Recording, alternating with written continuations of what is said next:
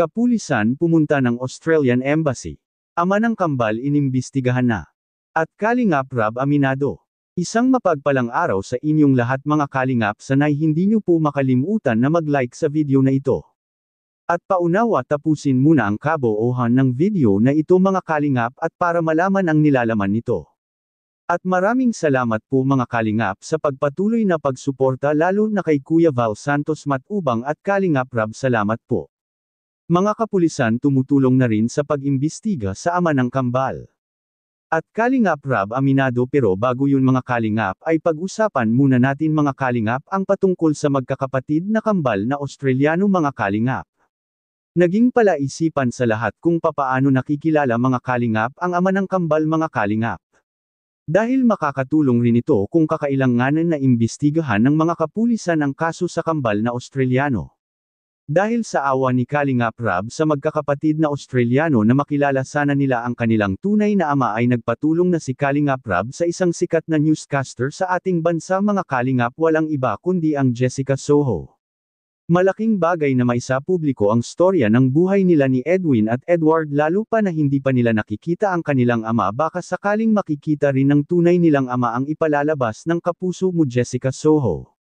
Dito rin nakatulong rin dati ang KMJS mga Kalingap sa tinutulungan nila Kalingap Rab dati na napadpad sa diet galing Manila, na uwi ito sa kanila nang dahil na rin sa KMJS.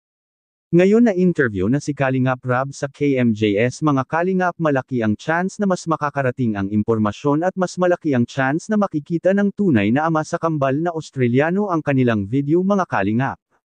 Marahil isa na rin dito ang mas pinakamalaking chance ang makita at ma-interview rin sana mga Kalingap ang tunay na ina sa kambal, dahil siguradong may maibibigay iyon ng isang impormasyon patungkol sa kanilang tunay na ama.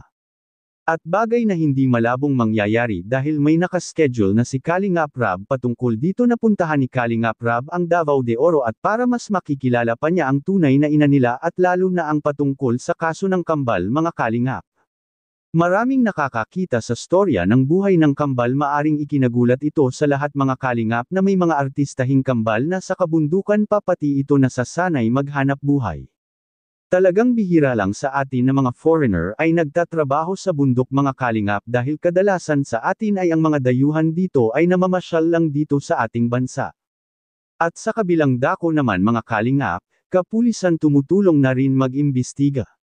May mga nagsasabi na itanong sa embassy ng Australia ang pangalan ng ama ng kambal mga Kalingap at para matitiyak na kung umuwi nga ba ito sa Australia. Dahil may napag-alaman po tayo na sa Australia lang anya tumira ang tunay nilang ama, ngunit hindi talaga ito isang Australian at isa pala itong British national. May punto rin naman ito mga Kalingap, dahil kung imbestigahan rin doon sa embassy maaring matutukoy rin ang pagkakilanlan ng ama nila dahil may mga record ito doon sa paglabas-pasok sa ating bansa. At sa kabilang dako naman mga Kalingap, Kalingap Rab aminado.